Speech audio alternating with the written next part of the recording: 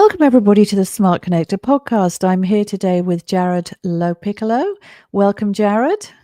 Yeah, thank you. Thanks for having me, Jane. Yeah, great to have you here. So, Jarrod is CEO and co founder of Noble Studios, and they are a creative and digital marketing performance agency. They're an international company. And Jarrod is actually dialing in today from Nevada, right? That's correct. Yes. Yeah. Which is very exciting. So what we're going to talk about today is the future of entrepreneurship, which of course is a topic that many of our audience is going to be very excited to hear about, because there's a lot of questions around on people's lips at the moment as to, okay, what does the future hold? But before we get into it, Jarrod, I'd love you to just tell us a little bit more about Noble Studios and what you do there for your clients and what you're up to really right now. Yeah, I would love to. Well, for all those other fellow entrepreneurs that are listening, I think we all kind of set out on this journey not thinking we were going to be entrepreneurs, but instead we were great at some trade or some, magic that nobody else did, and we found a way to sell it. And so mine was, at the time, I was set to be a very sort of sustainable, focused architect. So it's all about physical architecture, and I really gravitated towards this concept of virtual architecture. And so I met my wife, who's a partner. So we're both, it's a husband and wife team. We have a third partner who's our chief creative officer, but her background was in copywriting and mine was in design and in architecture. And we decided, hey, what if we started a company 21 years ago that helped us build the internet, right? One website at a time, one digital experience at a time. And yeah, so 21 years later, we've got an office in Reno, which is the west coast of the United States, in Nevada. We have an office in Las Vegas, and actually we have an office not far away from you, Jane, in Bristol, the United Kingdom. And we really are considered a full service agency at this point, really focused on travel and tourism, really wanting to focus around valuable personalized experiences for our clients. And we're just having a lot of fun in the marketing world. Yeah, amazing. So the future of entrepreneurship. So Jarrod, let's talk about what's changed in the last year. I mean, I know Right. I've got some ideas on that, but Yeah. it's been a very transformational, very fast moving year, hasn't it? Oh my goodness. Yeah. In fact, I would say, even rewinding back a little further, like I would say the pandemic, right? When that tried sort of every business owner of like, okay, now we all have to work in a distributed world. We have to adopt technology at a faster rate. Some didn't have, teams didn't have laptops. They were still on desktop machines. And so I think that's really when this pressure started to really, really affect entrepreneurs, was this whole new landscape that, now we have to conduct business virtually, and we have to close business virtually. We have to service existing clients virtually. And so, yeah, I think about, the entrepreneurial sort of journey that everyone's been on. And if you're still an entrepreneur and working today, I want to say great job, because it has not been easy the last 4 or 5 years. No, it really hasn't been easy. And obviously what's happened is there has been a lot of saturation, and Yeah. it's been very, very difficult for people to stand out and actually articulate their difference in a way that makes other people, their prospective clients, pay attention. Yes. So we all know there's this sea of noise. And is it getting worse, do you think? Yeah, I mean, it's interesting. We're seeing, from at least a marketing standpoint, we're starting to see the pendulum swing back to more physical in-person meetings. So you're starting to see events and conferences really on the rise. If you start to ask people where they're getting a lot of their leads, right, their MQLs or SQLs, a lot of them are coming from in-person physical connections. Obviously, everyone's a thought leader now. We all have our own platforms. We're all on LinkedIn. We're all producing content. But I still think the value of in-person meetings is there, and it's on the rise. And I think that's the same even if you're in a still distributed, hybrid, sort of remote work environment. Intentionally bringing your staff together and having those moments for chemistry and connection, I think are really important. And so that's another great tip, is like, if you're not doing that, I encourage you to, because over time you'll slowly see your culture start to degrade if you only stay virtual and you don't have those in-person physical connection moments. Yeah, I think that's really, really important. And I think that is something that is definitely, I've also seen coming together in the last year. Is, as you said, when the pandemic happened, a lot of people didn't have much of an online presence, and there was a big scramble Yeah. to all of a sudden start using online tools and to make sure that that people had a very strong presence on social media and good websites and all of it. Now we're a few years down the line, and a lot of businesses, they have that in place. But that also means that cannot be just the sole differentiator. So I think No. what you're saying is absolutely spot on. We're seeing it over here in the UK, just as you are in the US. And really, strength comes from the hybrid approach, doesn't it? Of Oh, face yeah. to face and online. And I think to your point, like even this medium that we're on today, right? I mean, I don't know, I didn't look at how far back you started this podcast, but I would imagine that it either happened during pandemic or thereafter. And now this becomes if you will, another vehicle for us to communicate, bond. And just before the show, we were talking about getting together physically when I'm in London and having Yeah. coffee and stuff. So you can't just trade one for the other. You almost have to do both. So to your point of like intensity, it has increased, right? We still need business cards when we were in person. We still need websites. We still need podcasts and thought leadership and in-person meetings. So the world's gotten definitely more complex. And I would say that for entrepreneurs that have started in the last 4 years, this is the only industry, this is the only landscape that they know, right? So it's a Mhm. lot easier, if you will, for entrepreneurs because they didn't have to abandon other ways of working, or this is how we used to do things and now I've got to do it this other way. They only know one way. Well, yeah, that's right. And I think I don't really know, because for me, I really started doing this very seriously around about the time of the lockdown, because Yep. before that, I was actually focusing on a different business and it was much more in person. But obviously, as a marketer, I thought, well, you know what? Everybody's going to be needing help. And my background is marketing. So I'm going to start Yeah. doing this stuff, and it wasn't really that hard. But, now I think this whole, internet age, if you like, the online marketing age, it's grown up and Yep. everybody's at it. They really are.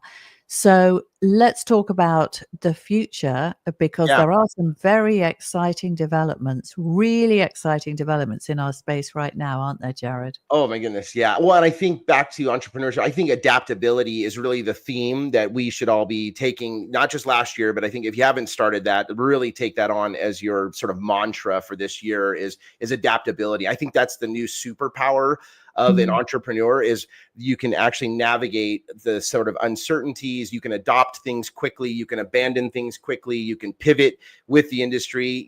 I know we'll talk about AI, but that's a whole nother opportunity for adaptability. And so that would be one strong recommendation is like if you haven't sort of exercise that adaptability muscle, I would say bend your knees, and get ready and really exercise it, because that's what's going to cause you to win or cause you to lose in the entrepreneurial sort of race that we're in right now. Yeah, I think you're so right about that, because it's moving so fast that we just have to keep our feet on the ground and we have to keep looking around us the whole time and say, what does this mean? What does that mean? And nobody has the answer 100% at the moment, because it's just things are moving so fast. And on the one hand, that makes it very, very exciting. But I think on the other hand, it does introduce some uncertainty, don't you think? I do. And I guess when there is uncertainty, we look for things that are of comfort and because that allows us to like have some sort of stability, if you will. And one of the recommendations I would say, especially for entrepreneurs now, is really about like collaboration and cooperation. So we're in this uncertain environment. Don't feel like you have to do it by yourself, right? Really lean in and collaborate with others. This is the age of partnerships as we move more into Mm. an ecosystem world, less siloing. I would say it's going to be cooperation and collaboration over competition. I really don't think you should worry about your competition at all, because I feel like the landscape is so different and there's so much uncertainty that it's really about bolting on those partners, locking arms with them, bringing that as a differentiation, to your offerings, whatever you're selling, products, goods, experiences, services, you name it. but really lock arms with those other partners and bring that to the table. That'll not only give you a differentiation, but it might give you something, that you never even considered before versus being on your own in this sort of new changing, if you will, uncertain landscape. So that would be definitely a recommendation. And we've done that since 21 years. I mean, we started out as a web development agency. We didn't have, we weren't owning the brand of clients, right? So we had to be hired by other agencies to execute those digital experiences. So we've always been built around partnerships. And that's truly, I want to say, one of the reasons why we're still here in business and thriving is because we've always built those partnerships, always had something more than the competition, always had a differentiation over them. It brought something new to the clients they never thought they experienced before. And so that would be another recommendation, is as you move into this changing world for entrepreneurs, look around you. Who can be your partner? Who can you collaborate with? And don't worry about competition.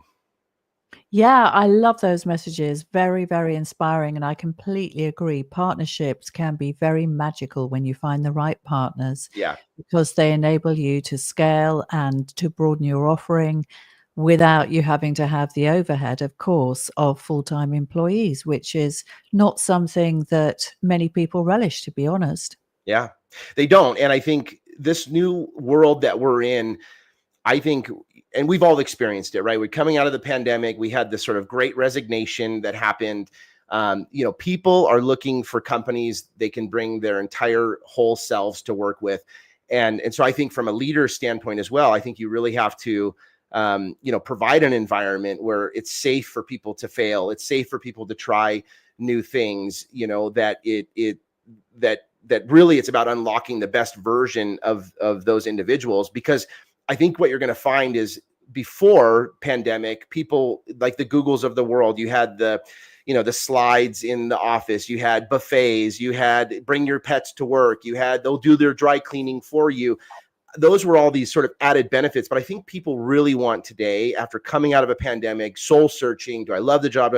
They want to know that they're working for a company where they can trust their leaders, where they can bring their whole selves to work, and that the business itself is a purpose-driven business, right? You're either solving some societal thing, or you're leaning into inclusivity and DEI or whatever, fill in the blank. But I think that you need to have some sort of social good, social cause within your company to stand out. So if you're an entrepreneur listening and your business doesn't have that, I would highly encourage you to lean into, like, how can you be more a part of your community, or how could you, change your business slightly to where you're more purpose driven? Because that's what's going to attract loyal customers. It's also going to attract top talent. It's going to increase your retention rate of your staff. But if you're just doing it for profits or doing it because you make a fun environment, it's not going to be enough. Yeah, I think that's such an important point. And I think particularly with the younger generation, with the millennials, the Gen Yes. Zs, that is more and more important to them. I certainly know for my daughters, they're all in their 20s. They really care about this stuff. Oh, my son's 20. He's in Denmark studying in Copenhagen for an exchange program. My daughter's 18. So to your point, they've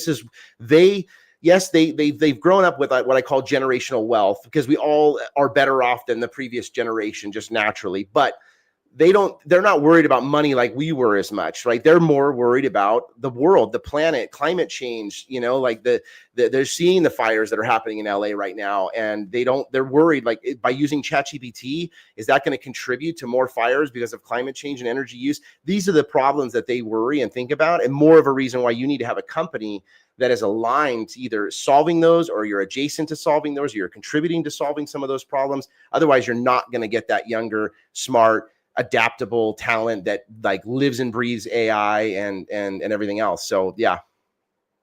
Yeah. Really, really important point. Well, thank you for that, Jarrod. So on to the topic of AI, which is Yeah. obviously a very hot topic right now. Yeah. So how are you using AI within your business and for your clients right now? Well, I will say that I'm part of a network of agencies, and just like all of us, we have our, sort of peer groups and things.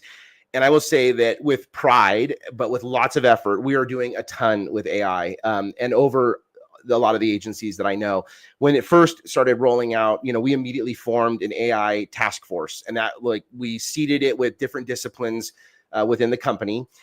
We created a matrix of tools. We brought in our legal counsel to vet the terms and use of the content that we're creating. We updated our SOWs so that our clients knew when they were signing business with us that we would be using AI tools.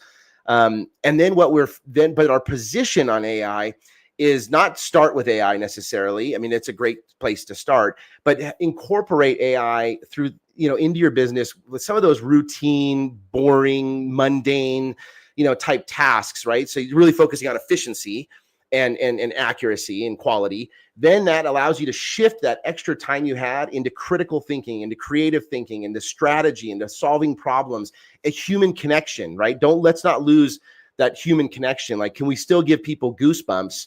Right. That's one of our measurements, right? And we always say what you measure is what you improve. If we can give people goosebumps of the work we're doing, then we're clearly tapping into that, emotional payoff that is why marketing works so well.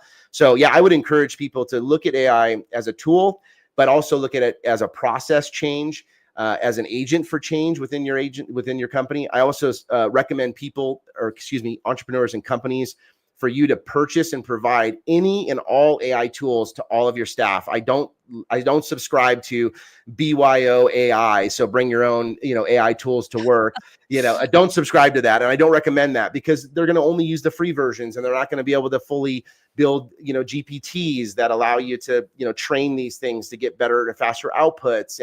And so, yeah, so we're very much focused on let's leverage it for efficiencies and automation and those boring and mundane tasks, just so we can bring more of that human, that insight, that connection, the goosebump magic, if you will.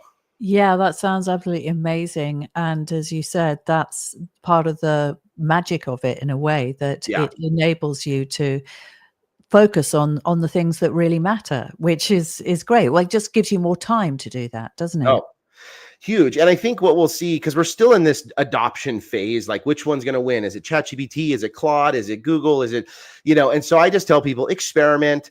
If you don't have a lot of time, grab a glass of wine in the evening and sit down and just play around. I love using like ChatGPT for my personal stuff. Like I have a greenhouse, so I'm asking it questions about growing and seeds and germination. I love to cook, so a lot of times I'll have the sort of top chef secret ingredient, pomegranates or whatnot. I'll say, okay, how can I cook with pomegranates tonight?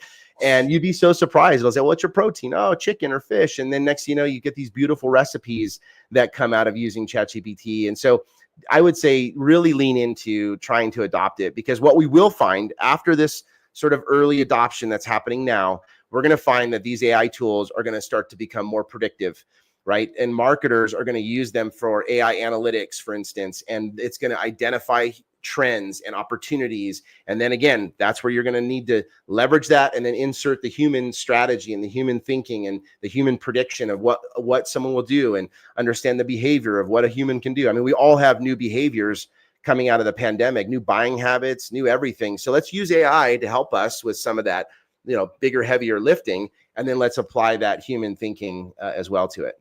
Yeah. I mean, I've been using ChatGPT a lot recently, and I'm starting to think of it as my incredibly nerdy best friend. Yes, agreed.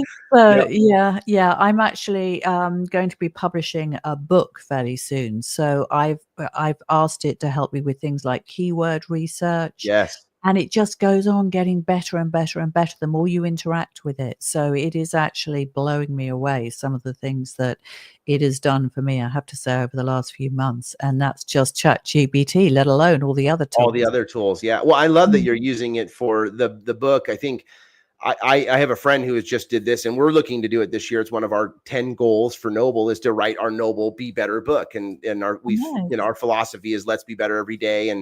And so we thought, okay, well, let's start training it. Let's start building an outline. So we've used it to build an outline. We've asked it to go search the world to see if there's other books that are like this and how can we uniquely carve out our differentiation against them. So like what points should we not, cover, which ones, where's the white space, if you will. And so I love that you're using it for the book. I can't wait to hear how it turns out.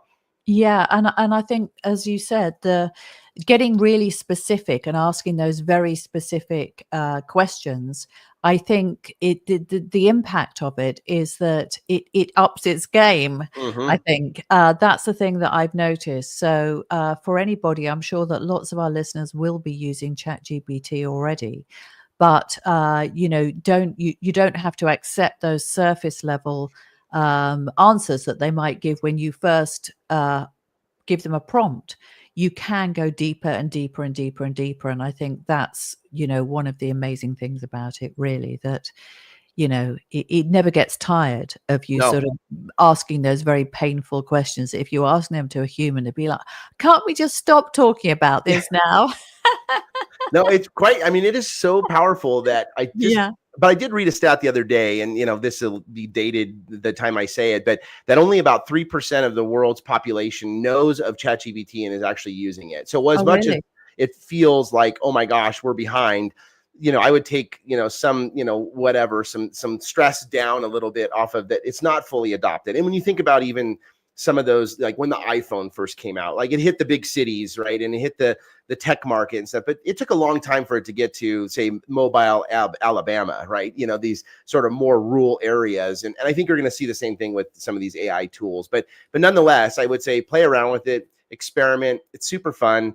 I love using it for, just like I said, just exploration. I mean, everyone's in New Year's resolution mode, so you can ask it questions about diet, and it really will become one of those personal assistants where it knows everything about you, and you're able to ask it questions, and it's sort of like a digital twin or a digital clone, if you will, which could be scary for people. But I always say this: the stuff we're scared about, just it's because it's usually lack of knowledge, or or you negotiate with yourself and you're not sure what to expect. But the more closer you get, the more you realize, oh, okay, it's not as scary as I thought. And only about 10% of our fears actually come to reality. So everyone should take a little bit of comfort in, 90% of the stuff we worry about doesn't actually come to fruition. True, absolutely true. And are there any other tools that you're particularly enjoying using within the agency, Jarrod? Well, I think definitely, here's what's great. We have these sort of standalone AI tools like the ChatGPTs or the Claudes and stuff like that. But then you're also having all the other tools like the Adobe Creative Suite. They're incorporating AI into their tools, right? So Mm. whether you're doing generative refill or fill, or placing objects within scenes, or you're using Copilot with Microsoft to help build spreadsheets or budgets or media plans.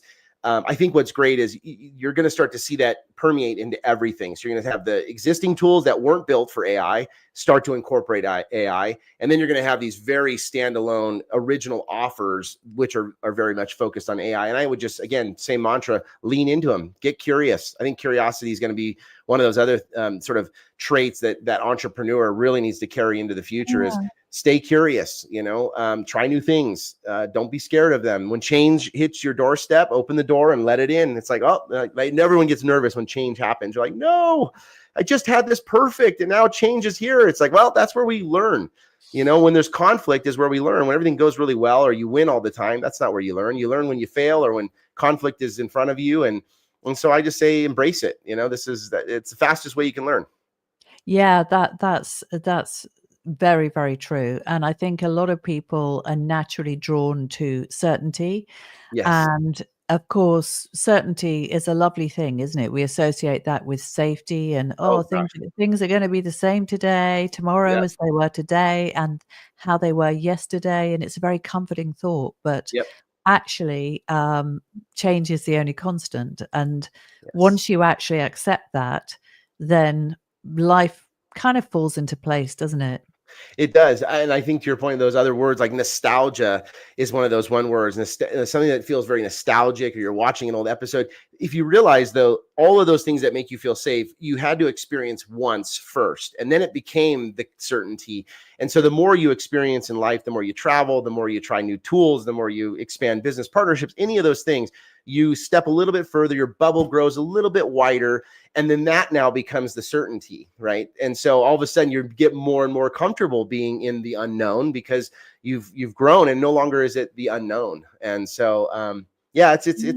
it's a really interesting time. I'm an optimist, as you can tell. I always believe in opportunities versus challenges, and I just feel like we're just entering into a really exciting time where we're going to be able to remove some of the boring stuff that was always in the way, and just really focus on the things that are the most impactful.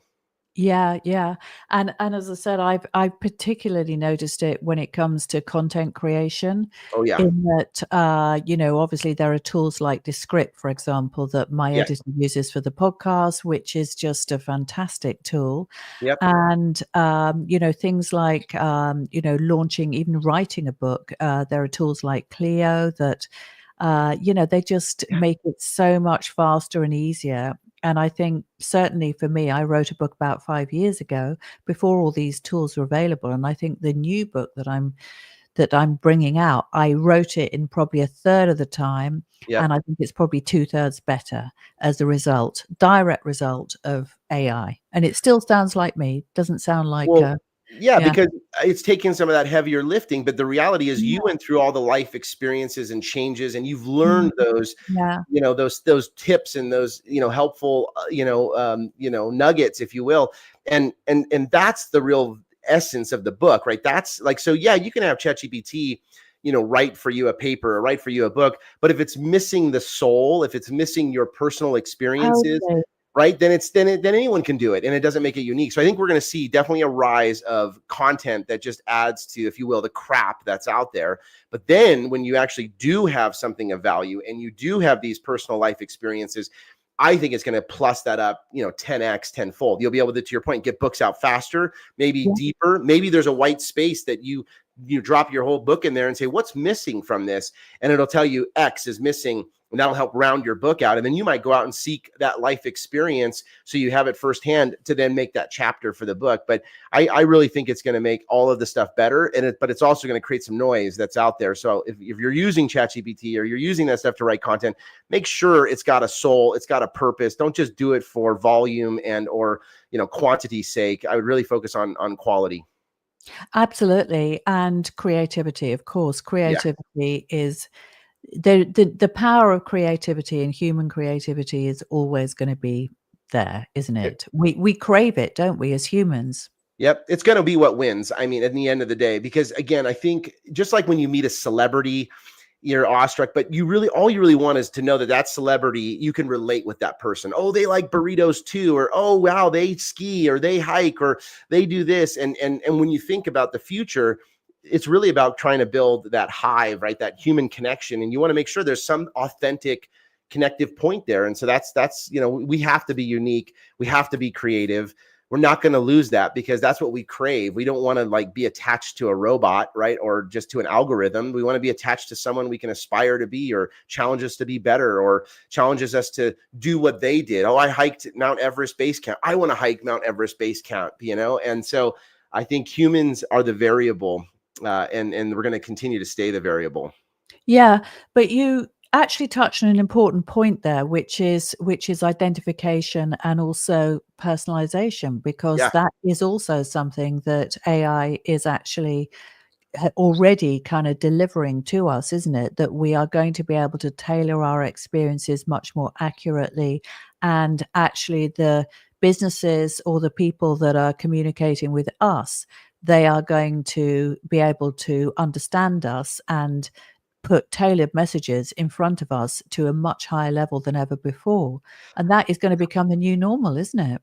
And I hope that it is, because at the end of the day, nobody wants to be the average, right? And when you think of marketing typically targets the average. So Yeah. it's just enough, right? We're going to get this person way on the left and we're going to get this person way on the right. And the one that's in the middle actually is the lost, right? Because you're just everyone, no one's targeted at that point. And so, part of our vision and mission as a company is to provide valuable, personalized experiences. And what that really means is a one-to-one relationship between you and that company, or you and that person or brand, or fill in the blank. And so I feel that is the future, is using AI, all the signals that we produce, right, as we navigate or as we provide our first party data, is going to hopefully give you a more personalized experience. I mean, I would love for the ad platforms to know that I'm a Canon photographer and that I go on 3 trips every year. And I would love for them to know what my camera setup and kit is. So when the next lens that Canon's producing, I'm on their wait list, like already, right? I'm on their beta list, or I'm on their, whatever. When it first releases, I'm able to be targeted and purchase that. I don't want to receive ads for something that is totally irrelevant. That's a very shotgun approach. It's like a billboard, and you just drive down the street, and it only relates to 1% of the population that drives by it. Like that is not going to be the future. The future is very much going to be like, I know everything about Jarrod because I provided it, because I'm getting in return a very personalized experience. I'm getting, and then that's good. The only downside to that is I need to also be exposed to new things. So there has to be some percentage of that personalized experience that's, at least showing me things that maybe fit my persona, that are new. Otherwise, I'm only going to know what I know. And then that becomes living in a vacuum, and we don't want that, or an echo chamber as we call it in the marketing world, Yeah, it's just I think you're building pictures with your words, Jarrod, as you're speaking. I'm just imagining going down this mall, and everywhere you look, there is, it's a bit Blade Runner-ish, that there Yes. is some kind of message that comes up, that it's like, wow, they knew that I was thinking about that. Yeah. And It's as long gonna as be, yeah. it doesn't feel creepy, right? Is like, that's the key. It's a balancing that real kind of creepy, this is weird, I didn't give you that information, you shouldn't have it. Two, thank you so much. You actually saved me a lot of time, and you got me excited about this next experience or purchase that I was looking to do, or whatnot. Yeah, I mean, it's going to be, that's going to be a very interesting development, isn't it? How Yeah. that evolves. That there's going to be people that use it in a creepy way, most Yeah. definitely, and there will Yeah. be people that use it in exactly the right way that enhances our experience. But I mean, it's inevitable, isn't it? Because at the end of the day, what's behind AI is people. Yeah. And the way that Right. people use AI is going to reflect their values. Yep. And I would just say, going back to, don't lose the human, right, in the AI side of things. Like, really, that is the variable. Let's make sure we're Mhm. constantly creating, relevant, personalized experiences between us and another human. That's one of the reasons why we started this business. Is I didn't like the idea of thinking of people that went to websites as users or sessions. It's like, no, they're humans, they're people, they actually have needs and wants, and we have a chance to bridge those together, and so that's one of the reasons. And I also feel like, why we created this business is that when you can communicate, from one culture to another, you break down biases. At the end, we all want the same thing. We want to be around friends and family. We want to eat good food. We want to dance. We want to live a long time, and we don't want to work our butts off, right? And Yeah, so, be and that's healthy every and culture. And be enjoy healthy, our yeah. lives. Enjoy the life, and I think we have more of a chance than we do now than we've ever had. Our access to medicine, our access to shelter, food. It's just, we are in a prime moment of time, and we should take advantage of it, but Yeah. by doing good, right? And by doing good and spreading positivity. Amazing. Well, you've certainly spread a lot of positivity today. So thank you so much for that, Jarrod. It's been an absolute pleasure to speak to you. Now, if people wanted to get hold of you, what's the best way for them to do that? Yeah, well, always go to our website, noblestudios.com. That's NOBLESTUDIOS.com. You can check out, what we do, our case studies, whatnot, and you can contact us through there, or just go right on to LinkedIn. I'm on there. It's Jarrod Lopiccolo. So it's JARROD LOPICCOLO. Just direct message me. I love to have conversations. I think wisdom comes from any and all places. The only thing I say is, just don't sell me something the very first meeting. We can get to sales later, but let's find an authentic connection, something that we both like, and we'll go from there. So Amazing. Well, thank you so much. It's been such a pleasure, and I really look forward to meeting you when you yes, come to London in March. yes, I've got it written down. So we're Okay. definitely going to grab a cup of tea. Okay. All right. Okay. Bye for now. Thanks.